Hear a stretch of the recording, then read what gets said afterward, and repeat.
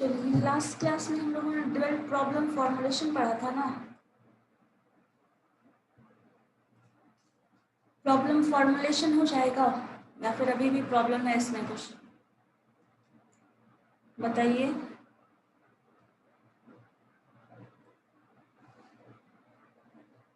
Dual problem formulation कर सकते हैं?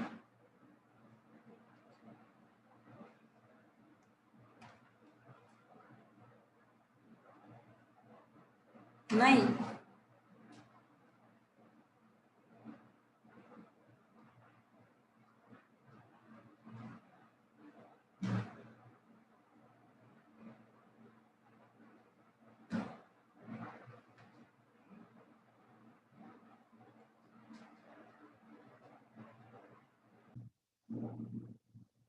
किसी भी लीनियर प्रोग्रामिंग प्रॉब्लम को ड्यूअल प्रॉब्लम में कैसे कन्वर्ट करेंगे, उसके डिफरेंट स्टेप्स जो थे।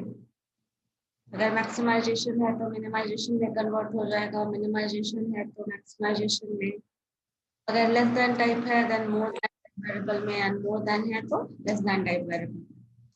मैट्रिक्स कोएफिशिएंट का हम बना लेंगे और उसको ट्रांसपोज ले लेंगे, देन हमारा वेरिएबल जो है वो ट्रांसफॉर्म। देखो, ये अगर हम ड्यूअल प्रॉब्लम फॉर्मुलेशन करते हैं अगर किसी भी लीनियर प्रोग्रामिंग प्रॉब्लम का, तो उसके बेनिफिट क्या है ये देख लेते हैं। बिकॉज हम लोग चेंज कर रहे हैं, कन्वर्जन इस्तेमाल कर रहे हैं, तो उस कन्वर्जन का कोई यूज भी है या नहीं, तो वो देखने के लिए हम लोग देख लेते हैं advantages of that dual problem, जिसमें आपको लिस्ट अप करके एक जगह लिस्ट मिल जाएगा क्या लिस्ट अप किया हुआ है सारा, क्या क्या एडवांटेजेस है ड्यूअल प्रॉब्लम फॉर्मुलेशन, जिसमें बेसिकली बताया जा रहा है कि अगर हम एडवांटेजेस ऑफ ड्यूअल प्रॉब्लम है वो क्या करता है, जो भी हमारा प्राइमल सॉल्यूशन होता है जो हम लोग सॉल्व करते हैं इसके थ्रू, वहां पे अगर हमारे पास कंस्ट्रेंट्स कम हो, जैसे अभी तक आपने लीनियर प्रोग्रामिंग पढ़ा होगा, तो जितने नंबर ऑफ वेरिएबल्स होते हैं उतना नंबर ऑफ कंस्ट्रेंट्स दिया रहता है। अगर नंबर ऑफ वेरिएबल 2 है तो 2 कंस्ट्रेंट्स गिवन होगा, तभी लीनियर प्रोग्रामिंग प्रॉब्लम हम सॉल्व कर सकते हैं by graphical method. Simplex method में भी वही केस मोर और लेस वैसा ही होता है, बट थोड़ा डिफरेंट होता है। तो जहाँ पे कंस्ट्रेंट्स है वो नंबर ऑफ वेरिएबल के बराबर हो तभी हम सॉल्व कर सकते हैं लीनियर प्रोग्रामिंग प्रॉब्लम में। लेकिन अगर ड्युअलिटी का कॉन्सेप्ट यूज करें तो अगर कंस्ट्रेंट्स कम हो वेरिएबल से, 3 वेरिएबल है और 2 ही कंस्ट्रेंट्स गिवन है, तभी हम ड्युअलिटी प्रॉब्लम को सॉल्व कर सकते हैं। जैसे देख लो इस क्वेश्चन में था, हमारे पास वेरिएबल्स गिवन थे x1 प्लस x2 और x3, 3 वेरिएबल्स हैं और कंस्ट्रेंट जो दिया है वो 2 ही दिया है। तो ऐसे केसेस में हम लोग सॉल्व नहीं कर पाते ना लीनियर प्रोग्रामिंग प्रॉब्लम, लेकिन ड्यूअल प्रॉब्लम को सॉल्व किया जा सकता है। So this is one of the advantages. लिखा है it is advantage to solve the dual problem of primal having less number of constraints, because the number of constraint जो हम लोग लेते हैं usually is equal to the number of iteration required to solve the problem. Next है, it avoids the necessity of adding surplus और जो भी slack और artificial variable है and solves the problem quickly. ये एक मेथड है जो अभी हम लोगों ने पढ़ा नहीं है, प्राइमल ड्यूअल मेथड। और हमारे पास 2 मेथड होता है ड्यूअल प्रॉब्लम को सॉल्व करने का, एक होता है सिंप्लेक्स मेथड के थ्रू हम कर सकते हैं और दूसरा एक है ये तरीका प्राइमल ड्यूअल मेथड। 2 तरीके से सॉल्व कर सकते हैं जिसमें हमें आर्टिफिशियल वेरिएबल को ऐड या सब्ट्रैक्ट करना जरूरी नहीं होता, लेकिन अगर हम सिंप्लेक्स मेथड के थ्रू करेंगे तो वो हमें करना होगा, तो यहाँ पे इजी हो सकता है।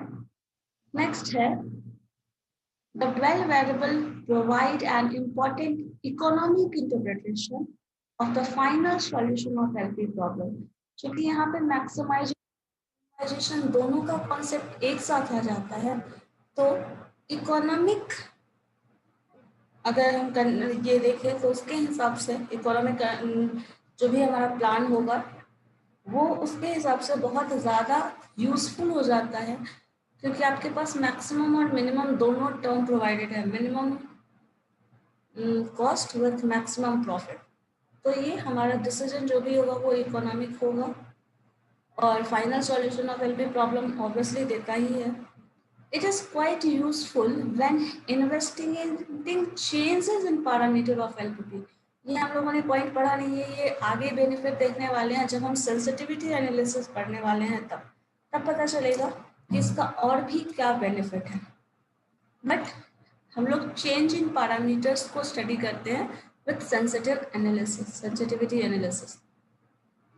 लास्ट जो आपका है, जो हम लोग एलपीपी प्रोग्रामिंग के थ्रू, सिंप्लेक्स मेथड के थ्रू ही करते हैं, ये यूज किया जाता है for solving LPP problem. Duality is used to solve LPP problem by simplex method in which the initial condition is infeasible. Infeasible solution अगर हमें मिलता है, जो कि हमें ग्राफिकली नहीं मिल पाएगा। फिजिबल सॉल्यूशन हम लोगों ने याद है ग्राफिकली में पढ़ा था, जो आपका अलग अलग लाइंस जो आ रहा था, स्ट्रेट लाइन, अपने इसे ग्राफिकली शो किया। मान लीजिए ये लाइन आ रहा है, ये पर्टिकुलर लाइन है, ये कोई लाइन आ रहा है, तो फिजिबल सॉल्यूशन हमें मिलता था ये जो एरिया जो कवर्ड है इन सब से।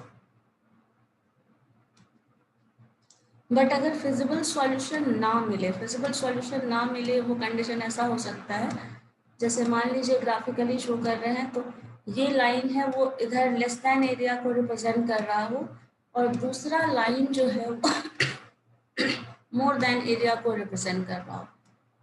अगर इस केस में देखो तो दोनों इक्वेशन को सेटिस्फाई करने वाला, एक स्ट्रेट लाइन हमारा ये है, दूसरा स्ट्रेट लाइन ये है, और दोनों कहीं मिलके फिजिबल सॉल्यूशन तो मिल नहीं रहा है, क्योंकि कोई ऐसा एरिया ही नहीं बचा इस पूरे ग्राफ में जो दोनों इक्वेशन सेटिस्फाई करता हो। तो यहाँ पे इनफिजिबल सॉल्यूशन होगा, मतलब सॉल्यूशन फिजिबल है ही नहीं। अगर सॉल्यूशन फिजिबल नहीं होगा तब भी ड्युअलिटी प्रॉब्लम जो है वो सॉल्व कर सकती है इस तरह के प्रॉब्लम को। वो इनफिजिबल सॉल्यूशन को भी कन्वर्ट कर देगी फिजिबल सॉल्यूशन में। कैसे, वो हम लोग देखेंगे क्वेश्चंस में। तो ये आपका बेनिफिट्स है, क्योंकि लीनियर प्रोग्रामिंग में आपने स्ट्रेट लाइन पढ़ा है ना, स्ट्रेट लाइन ये हो सकता है, दूसरा हो सकता है। ये कब होगा देखिए, जब लेस देन इक्वल टू कुछ होगा, लेस देन इक्वल टू मान लो 30, लेस देन इक्वल टू के लिए कुछ 30 हमारा ग्राफ इधर आ जाएगा, और दूसरा दे रहा है वो ग्रेटर देन इक्वल टू 50 के लिए बोल दे रहा है। तो का जो एरिया होगा दैट इज ये दिस साइड, और ग्रेटर देन 50 का एरिया जो है वो इस साइड। तो फिजिबल सॉल्यूशन का तो कॉन्सेप्ट ही खत्म हो गया, क्योंकि फिजिबल सॉल्यूशन हम वो इसको बोलते हैं जो आपका तीनों इक्वेशन, दो इक्वेशन जो भी दिया हुआ है उसके कंडीशन को सेटिस्फाई करे।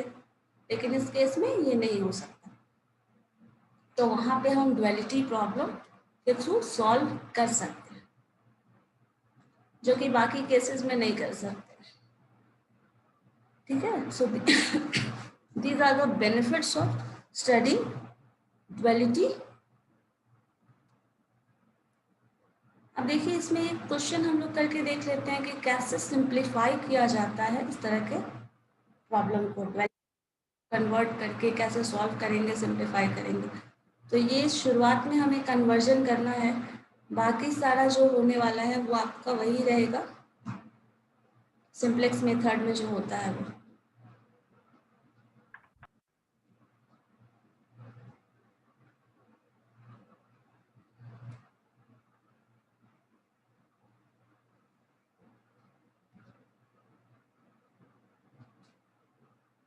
एज फॉर एग्जांपल हम लोग एक देख लेते हैं किस तरह का क्वेश्चन को कैसे चेंज करेंगे, क्या कन्वर्जन। मान लो एक क्वेश्चन है हमारे पास, 12 प्रॉब्लम है, सिंप्लेक्स मेथड के थ्रू हम सॉल्व करेंगे इसे, जहाँ क्वेश्चन दे रहा है मिनिमाइज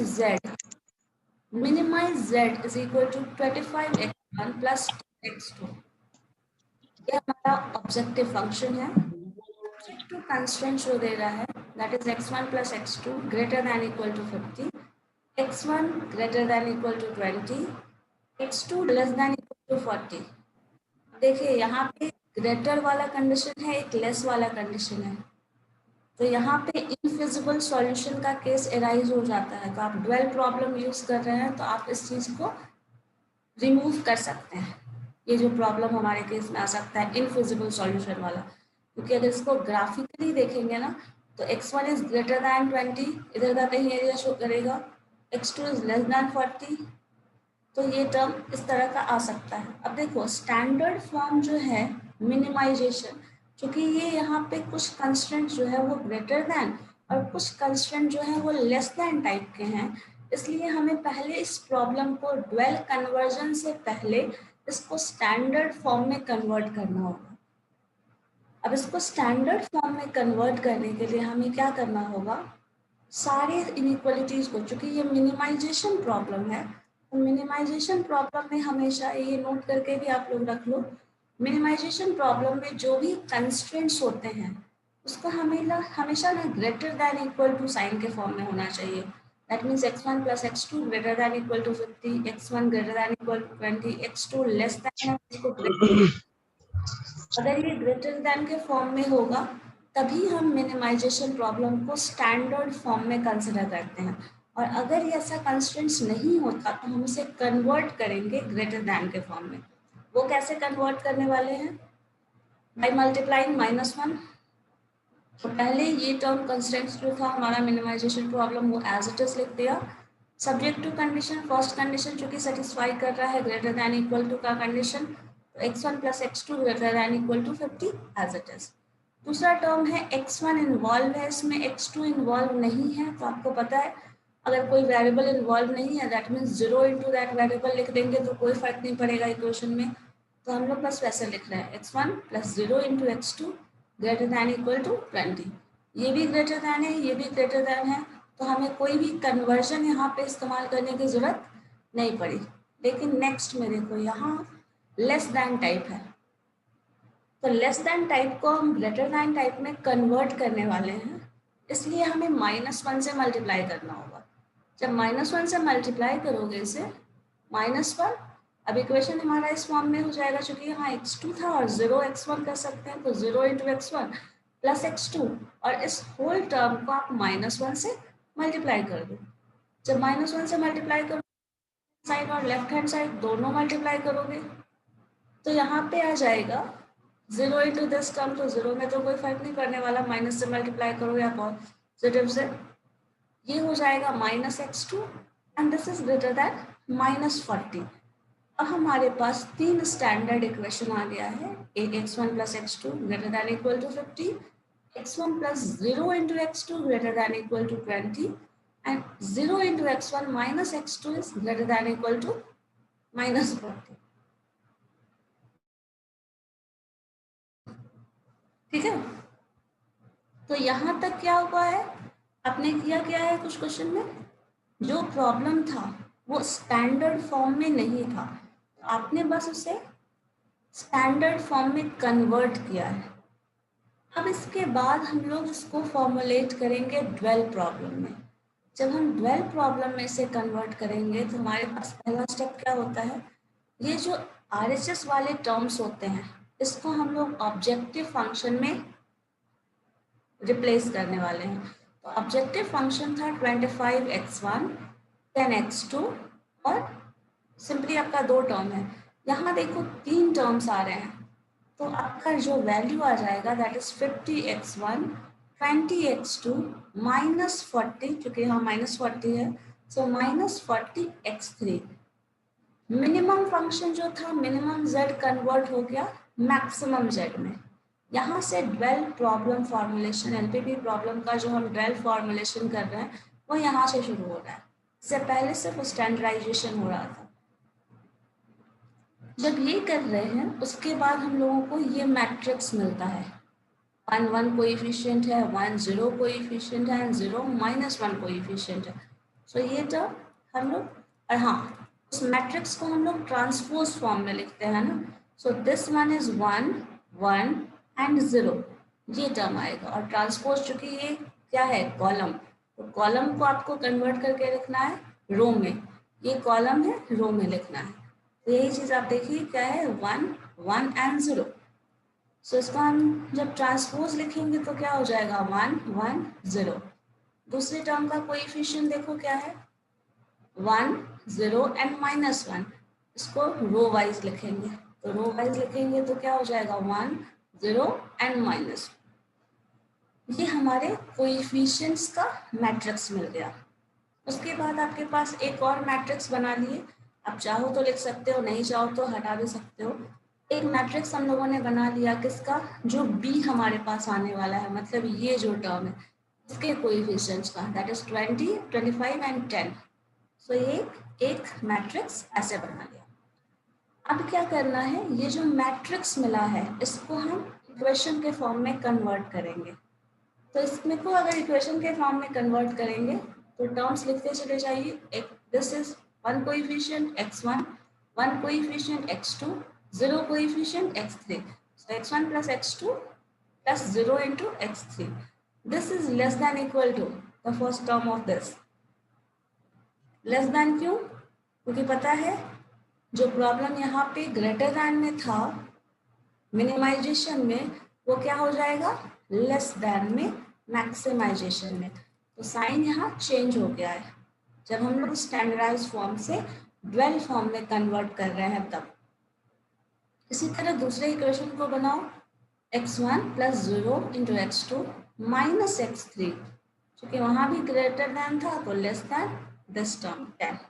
ये हमारा कंस्ट्रेंट्स है, ये हमारा ऑब्जेक्टिव फंक्शन है किसका, ड्वेल प्रॉब्लम का।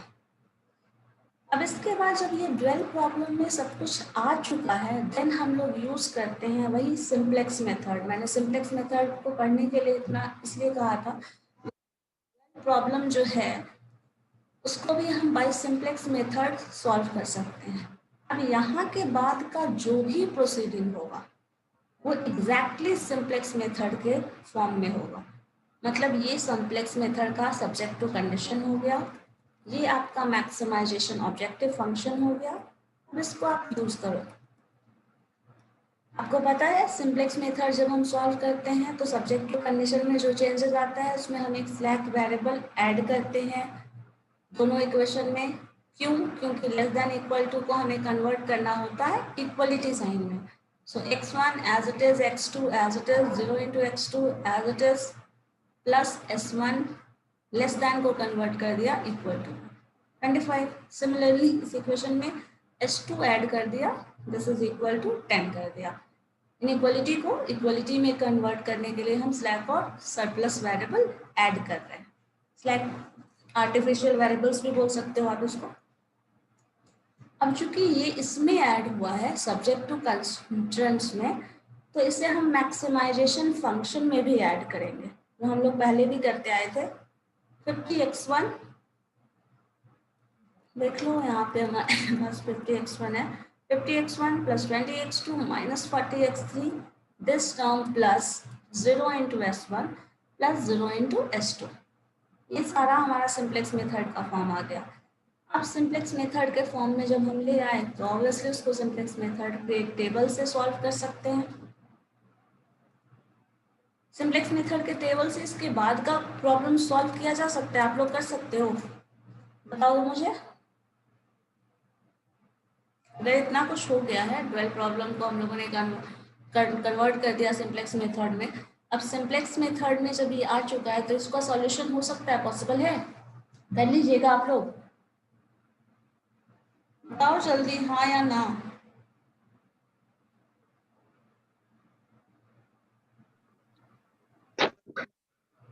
यस मैम कर लेंगे, बट एक बार आप ओवरव्यू दे दीजिए ना।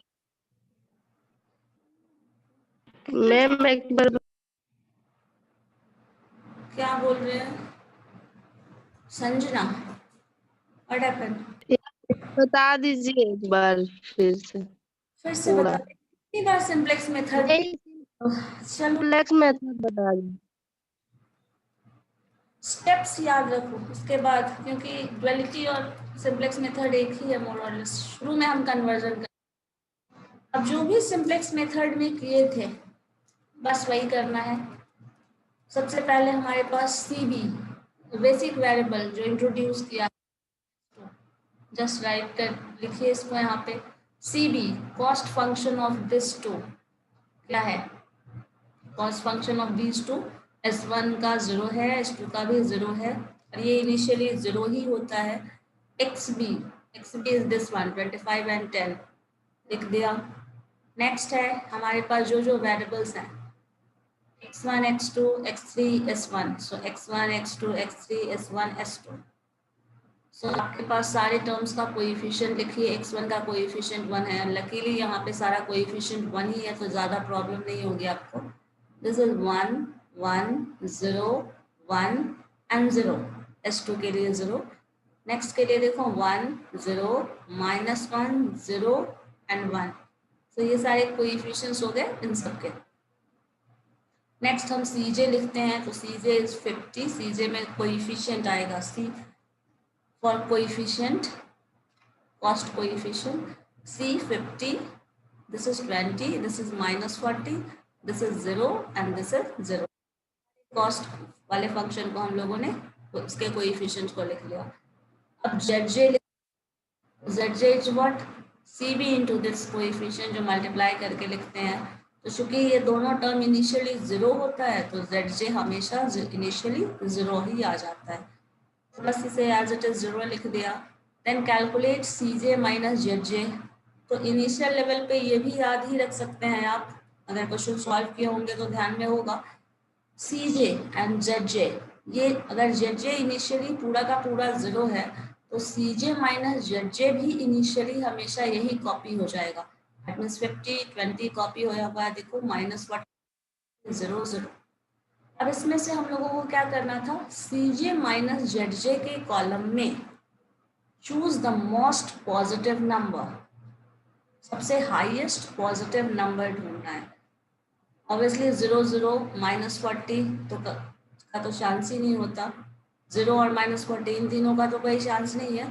हमारे पास ये दो नंबर है जो पॉजिटिव है, जिसमें से हाईएस्ट पॉजिटिव लेंगे, सो दिस इज 50।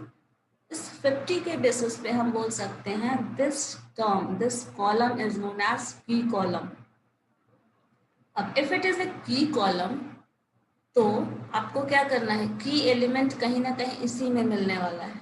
उसके बाद इस की कॉलम से इस टर्म में xb में हम की कॉलम के टर्म से डिवाइड करते हैं, that means 25 divided by 1 that is 25, 10 divided by 1 that is 10।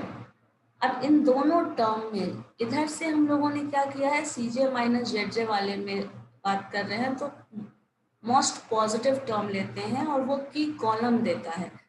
जब इधर आ जाएंगे तो हमें मिनिमम वैल्यू लेना है, मिनिमम वैल्यू लेंगे। अगर यहाँ से मिनिमम वैल्यू देखो तो 25 और 10 में मिनिमम वैल्यू 1 है, सो इस रो को हम बोलेंगे की रो। दिस वन इज की कॉलम, दिस इज की रो। इन दोनों का इंटरसेक्शन पॉइंट देखिए कहाँ आता है, this point. So this point is की एलिमेंट, जो भी यहाँ पे वैल्यू आएगा दैट वैल्यू इज की एलिमेंट। सो जो कि यहाँ पे 1 है तो की एलिमेंट 1। अगर ये 1 नहीं होता था तो हम लोग क्या करते थे, 1 क्या करते थे बताइए कोई, अगर 1 बनाते थे माइनस उसको करके 1 माइनस लाते थे, करके सिंपली डिवाइड करके उस नंबर से, जो कि यहाँ नहीं है तो हमारा वैसा कुछ टास्क है नहीं, तो 1 है तो फिर रहने दो। की एलिमेंट में लगे। अब इससे जो रिलेटेड वेरिएबल, इससे जब हम हॉरिजॉन्टली आ रहे हैं तो this term is leaving term, outgoing variable, और यहाँ से जो ये टर्म आएगा दैट इज इनकमिंग वेरिएबल। सो यहाँ से बोला जा सकता है incoming variable is x1 and outgoing variable is s2। सो जो इंफॉर्मेशन हमें इस फर्स्ट सिंप्लेक्स टेबल से मिलने वाला था वो सारा कुछ, देन आपके पास ऑप्शन यही है कि अब आप सेकेंड सिंप्लेक्स टेबल को फ्रेम अप करना शुरू करेंगे। लेकिन हाँ, सेकंड सिंप्लेक्स टेबल को फ्रेम करने में सबसे पहले इस टर्म को रिमूव करेंगे because it is outgoing, this is incoming. So s1 and x1 is the first, जो फर्स्ट कॉलम होगा हमारा। Basic variable is s1 and x1। Cost function हम लेते हैं किसका, s1 का जो कॉस्ट फंक्शन में आता है कोएफिशिएंट वो, x1 का कॉस्ट फंक्शन में कोएफिशिएंट है वो। कॉस्ट फंक्शन देखने के लिए ये तो हमेशा कभी चेंज ही नहीं होगा, वही रहेगा आपका जो पहले था। तो x1 का कोएफिशिएंट 50 है, इस टर्म से बेटर है आप ये ले लो। x1 का कोएफिशिएंट 50 है और s2 तो रिमूव हो गया, S1 का कोएफिशिएंट 0 है, तो 0 और 50 हमारा जो नेक्स्ट टेबल होगा उसमें 0 एंड 50 CB। XB जो है वो क्या आ रहा है, तो XB के लिए हम लोग पहले क्या करते हैं, जो की कॉलम होता है सिर्फ उसे लिखते हैं, सिर्फ और सिर्फ उसे। यहाँ पे पहले से बना हुआ है इसलिए आपको लिखा हुआ ये दिख रहा है, बट पहला हमारा टास्क है कि हम लोग को सिर्फ की कॉलम लिखना है। ये की कॉलम लिखेंगे, ये कॉलम बाद में लिखा जाता है सॉल्व करने के बाद। तो की कॉलम में देखो क्या टर्म्स था, जो टर्म था एग्जैक्टली वही लिखना है, चूंकि चेंज नहीं होगा, 1 है, 10 1 0 -1 0 एंड 1। तो यही चीज यहाँ पे लिखा हुआ है, 10 1 0 -1 0 एंड 1। अब इसके हेल्प से, इस की कॉलम के सॉरी की रो के हेल्प से हमें इसके जस्ट की एलिमेंट के ऊपर वाले एलिमेंट को 0 बनाना है। इस टर्म को 0 बनाने के लिए क्या करना होगा, 0 बनाने के लिए, चूंकि यहाँ आपको 0 दिख रहा है, यहाँ 0 ये है नहीं एक्चुअली, ये आप इसको देखेंगे, ये कॉलम, ये वाला टेबल, तो 1 में से 1 घटाओगे तो ये टर्म 0 बन जाएगा। तो हम क्या करते हैं, इस पूरे सेट ऑफ डेटा को एक जगह साइड में कहीं लिख लीजिए। देखिए मैंने यहाँ लिखा है, पहले देख लो क्या है, 25 1 1 0 1 0। सो ये टर्म आप यहाँ लिख ले रहे हैं 25, मैंने यहाँ लिख दिया है 25 1 1 0 1 एंड 0। अब इसके बाद नीचे का जो कॉलम की एलिमेंट का सॉरी की एलिमेंट वाले रो में जो भी लिखा है एग्जैक्टली वही लिख दीजिए, क्योंकि हमें कैलकुलेशन सीधे 1 1 घटा देने पे आ जाएगा। तो सिर्फ वो टर्म लिख दिया, दैट इज 10 1 0 -1 0 एंड 1।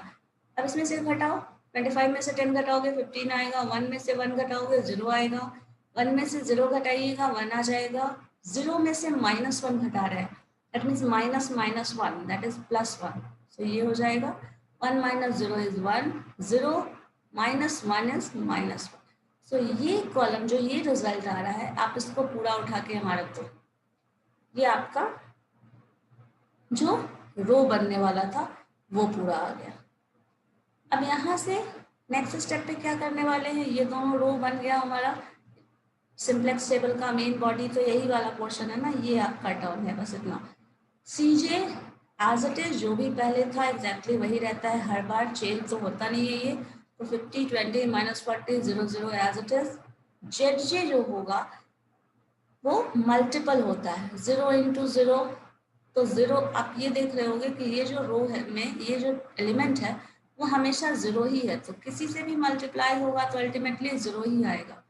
तो ये तो हम लिख जरूरत ही नहीं है कैलकुलेशन करने की, सिर्फ इसको 50 को 1 से मल्टीप्लाई करो 50 लिख दो, 50 को 0 से मल्टीप्लाई करो 0, 50 को -1 से देन -50, 50 को 0 से देन 0 एंड 50 को 1 से 50। ये सारा टर्म आ गया ZJ का हमारा।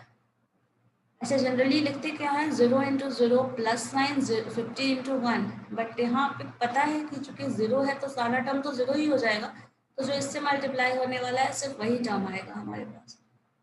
CJ - ZJ अगर करेंगे तो यहाँ देखिए इन दोनों टर्म को घटाना है, सो 50 - 50 is 0, 20 - 0 is 20, -40 -50, so -50 is +50 and this is -40, so बचेगा +10, 0 - 0 0 and 0 - 50 is equal to -50। so ये सारे टर्म्स आ गए। अब इसमें देखो मोस्ट पॉजिटिव, पहले तो positive and highest positive, that is 20। So this term ये जो है 20 आया है, ये सिग्निफाई करेगा की कॉलम को। जब ये की कॉलम हमें मिल गया तो फिर हमें की एलिमेंट ढूंढना है। अब की एलिमेंट ढूंढने के लिए इधर से मिनिमम ढूंढ लो, सो दिस 15 डिवाइडेड बाय 1 15, और यहाँ 10 डिवाइडेड बाय 0 है, तो हम लोगों ने पढ़ा था ना सिंप्लेक्स मेथड में 0 से डिवाइड नहीं करते, 0 या नेगेटिव नंबर आ जाए तो वो रेशियो हम नहीं लेते हैं।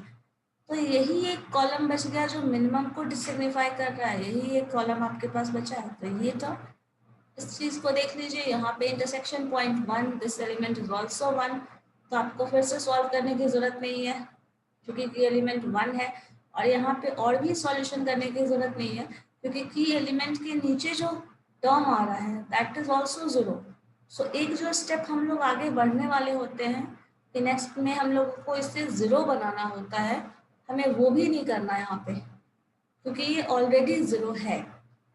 तो यहाँ पे ये भी 1 है, ये भी 0 है। अल्टीमेटली रिजल्ट के आसपास हम लोग पहुंच चुके हैं। तो ये की एलिमेंट भी बना रह गया। अब क्या करोगे, बस नेक्स्ट कॉलम बना लो, नेक्स्ट की एलिमेंट। हाँ, यहाँ पे क्या होगा, this element is outgoing and this element is incoming. अब इसी के अकॉर्डिंग सिंपलेक्स टेबल बना लीजिए। सो टर्म हो गया हमारा x2 x1 basic variable, this one is x1, और रिप्लेस करके आप s1 को रिप्लेस करके s2 लिख रहे हो, x2 लिख रहे हो। तो x2 and x1 is the basic variable. Cost function देखो x2 का, यहाँ भी पता चल जाता है कॉस्ट फंक्शन है, x1 का 50 था, x2 का 20 है, तो वही चीज हम लोगों ने यहाँ लिख दिया। xb जो आया है वो चूंकि चेंज होने वाला है नहीं, ये तो आप अब एग्जैक्टली लिख सकते हैं, ये पूरा का पूरा रो उठा के यहाँ से फ्रॉम दिस टू दिस, ये इंटायर रो कॉलम आप लिख सकते हैं, क्योंकि यहाँ ऑलरेडी ये 1 है और यहाँ भी ऑलरेडी ये 0 है। तो अब हमें फर्दर सिंप्लीफिकेशन नहीं करना, बस टर्म्स को अरेंज करके लिखना है। सो दिस टर्म इज 15 0 1, जो टर्म्स थे एग्जैक्टली कॉपी किया हुआ है। निकालना क्या है हमें, CJ as it is ZJ calculate करना है। जब ZJ कैलकुलेट करोगे तो देखो 2 this 20 into 0 that is 0, 50 into 1 that is 50, plus करके लिखना है 20 into 1, so 20 into 1 is 20 and 50 into 0 is 0, so बचेगा क्या 20। Next 20 into 1 and 50 into -1, so 20 into 1 हो गया 20 एंड 50 इंटू -1 हो गया -50। तो -50 और 20 को ऐड करेंगे देन दैट इज -30। नेक्स्ट में आ जाएगा 20 इंटू 1 और 50 into 0, so that is 20, 20 into -1 and 50 into positive, so ये टर्म हो जाएगा 30, पॉजिटिव आ जाएगा। नेक्स्ट में हमें CJ माइनस ZJ ही करना है ultimately, so 50 minus 50 is 0, 20 minus 20 is also 0। यहाँ देखो 40 है, -40 है, ये -30 है, -30, so this will be positive, -10 बच जा रहा है यहाँ। यहाँ पे 0 में से अगर -0 में से 20 घटाते हैं दिस इज -20, 0 में से 30 घटाते हैं दैट इज -30। सो सारा का सारा जो है रिजल्ट हमारा CJ minus ZJ that all is negative और 0, सारा का सारा जब टर्म्स 0 या फिर नेगेटिव आ जाता है, in that case we get the optimum solution. Optimal solution हमारा यही है, क्योंकि all the CJ minus ZJ less than equal to 0, less than हो या फिर 0। तो ऑप्टिमल सॉल्यूशन जो हमें मिला है दिस वन, इसे कहते हैं x1 का वैल्यू 10 एंड x2 का वैल्यू 15, और इसको मल्टीप्लाई कर दो 20 इंटू 15 एंड 50 इंटू 10, यही आपका आंसर है। सो 50 इंटू 10 प्लस 20 इंटू 15, इसको मैक्सिमाइजेशन जेड वाले प्रॉब्लम में रख लीजिए इक्वेशन पे, रिजल्ट आ गया। x3 का वैल्यू यहाँ कुछ नहीं आया क्योंकि सॉल्यूशन हमें यही मिल गया, सारा का सारा 0 और सारा का सारा नेगेटिव आ गया, दैट मीन्स x3 का वैल्यू हमें नहीं मिला है, और नहीं मिला दैट मीन्स x3 का वैल्यू 0 से इक्वेट कर देंगे। सो x1 और x2 को हमने वैल्यू रखा है, x3 इज इक्वल टू 0, और ये जो मैक्सिमम नंबर आया है दैट इज 800, जो सॉल्व करके हम लोग इस फंक्शन के थ्रू लाए हैं। ये फंक्शन यूज करो या फिर कोई भी फंक्शन मैक्सिमाइजेशन वाला, उसका आंसर वही होगा। एक्चुअली है ये जो हमारा एक्चुअल प्रॉब्लम है, ड्वेल प्रॉब्लम फॉर्मुलेशन के बाद जो मिला है maximize z that is 50 into x1, 20 into x2 and x3 का वैल्यू चूंकि 0 है तो ये टर्म तो रहेगा ही नहीं, तो this is the answer. Ultimately हमें फाइनल 800 जो मिला है that is the optimal solution, जो मिनिमम, और यहाँ ये जो ऑप्टिमल सॉल्यूशन है वो बता रहा है maximum profit with minimum cost.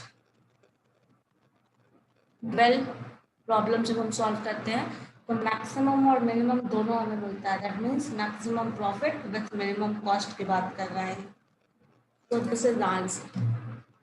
अब बताइए अभी भी कोई कंफ्यूजन है सिंप्लेक्स टेबल में, और अगर अब है ना तो दैट मीन्स कि आप लोग सॉल्व बिल्कुल भी नहीं कर रहे हो।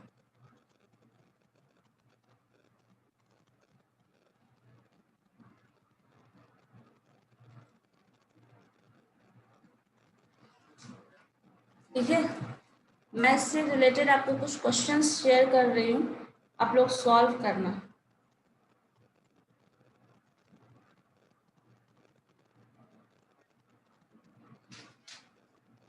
आई थिंक वो जरूरी है आपके लिए।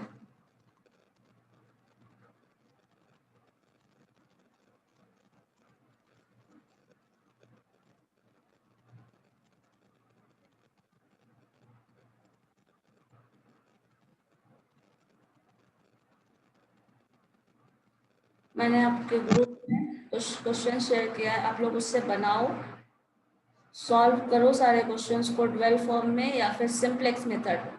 जो क्वेश्चंस है ना, उस पे सिंप्लेक्स मेथड भी अप्लाई कर सकते हो और 12 मेथड भी अप्लाई कर सकते हो। तो दोनों मेथड अप्लाई करके सॉल्व करके देखिए इन क्वेश्चंस को, तभी कुछ आगे हो पाएगा। और देखा ना यहाँ पे तो